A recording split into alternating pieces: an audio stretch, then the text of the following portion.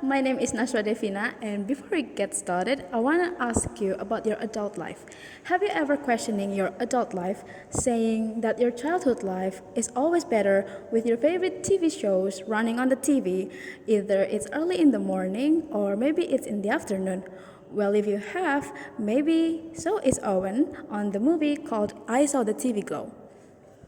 So, this movie, I Saw the TV Glow, is directed and also written by Jane Schoenberg. And one of the producers of this movie is Emma Stone, which we know has played a role in Cruella and also in La La Land.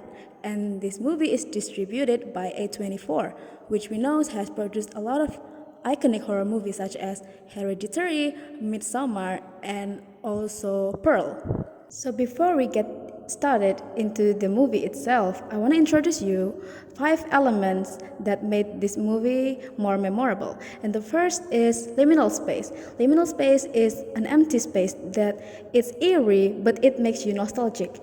And the second is creepypasta.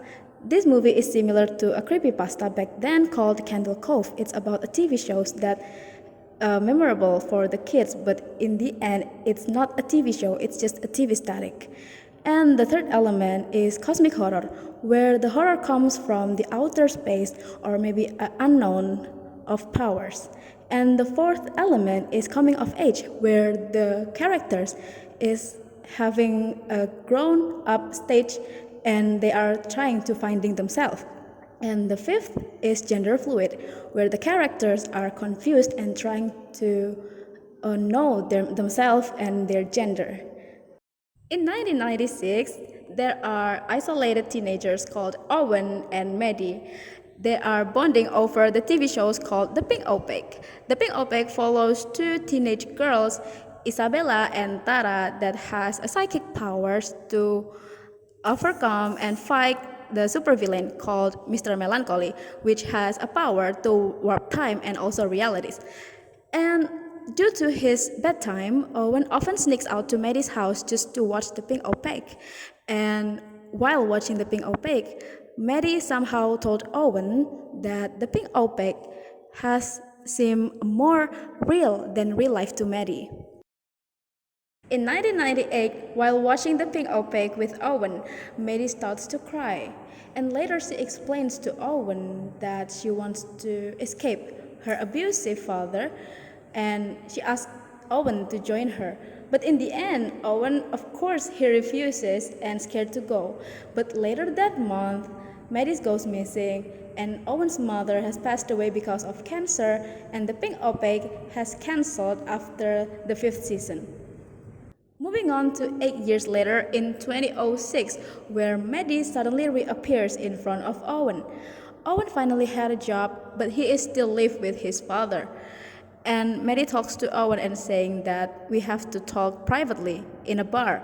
And when they go to a bar, Maddie and Owen talks about The Pink Opaque. Maddie keeps questioning Owen about The Pink Opaque itself, what he remembers about The Pink Opaque and what he remembers while both of them watching The Pink Opaque together. But Owen still refuses to open up and saying that he doesn't remember anything, but The Pink Opaque is still a TV show. And Maddie tried to remind him with give him a tape. It's a final episode of The Pink Opaque in the 5th season. And when Owen gets back home, Owen plays it on his TV, right? But he finds out that Mr. Melancholy, the supervillain, buries Isabella and Tara alive in the TV shows and put them into like a prison. The prison called the Midnight Realms, where there is Owen and Maddie inside that. And Owen lost his mind and get his nerves up, so Owen bangs his head into the TV, and his dad actually pulls him out of the screen of the TV. In the next day, Owen finally meets Maddie again in the backyard of the school where the school stoners usually grabbing up. And Maddie told Owen what is actually happening for the past 8 years for Maddie. Maddie told Owen that she is remaining unsatisfied with her life and actually paid a man, like a random guy, to bury her alive. And after she's suffocating, she realizes that Maddie herself is actually Tara in the Pink Opaque, the TV shows. And Maddie keeps telling Owen that Owen is Isabella and Owen should belong with her in the Pink Opaque itself. And Maddie asks Owen to bury him alive, but Owen just fends her off, and that is the last time Owen sees Maddie. And after Owen gets back home and Maddie disappearing again, Owen still have like a complaint inside her head. Like he keeps telling himself it's not real, it's just a TV shows. But in the end of the day, she keeps thinking about Maddie and thinking about what if the TV shows is real. 2 years after that, in 2010, Owen's father has passed away because of cancer, and Owen's boss moves Owen to a family entertainment center. And when in that year, in 2010, the Pink Opaque actually appears on the digital platform and streamings, and Owen often watch it, but Owen thinks that it feels embarrassing, awkward, and it's just so childish. Then he remembers about the Pink Opaque. And in that year also, his asthma and his depression got worsened. And soon, in 2026, Owen finally reached his old ages. But Owen still works at the Family Entertainment Center. And Owen feels his asthma and his depression got worsened. And in a day, Owen feels so exhausted and his asthma and depression got really worsened and on its peak. And suddenly, Owen screamed at someone's birthday party.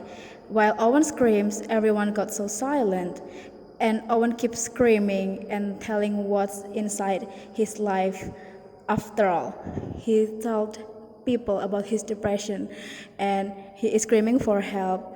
But nobody reacts to Owen. It feels like everyone is fake. Everyone is just made out of the cartoons and a new whole world. And Owen actually goes to the bathroom and with crying, sobbing inside, Owen finally cuts his chest open. And when Owen cuts his chest open, he finds out that the Pink Opaque is actually playing inside of his body. And now he is realized that Maddie was right. He is Isabella from the Pink Opaque. And that's the end of the movie itself. Personally, this movie is one of those movies that I genuinely like, with setting aside the queer agenda of this movie. And I gave it 4 out of 5, and the 4 points is using like following criteria. The first one is the cinematography, and the second is the visual and color scheming, and the third is bunch of Easter egg, and the fourth is strong character development. And yet the missing point is this movie doesn't fulfill the expectation of horror movie. Although I know that it's clear that this is a cosmic horror, but drama would suit this movie genre more. And I would like to convey such message from this movie itself. The first is don't hesitate to go outside your comfort zone, and the second is you gotta stand up for yourself. Be brave to complain. And the third is take the risk or you will regret it when you're aging. Just like Owen. And that's all I can convey to you. See you next time and have a good weekend.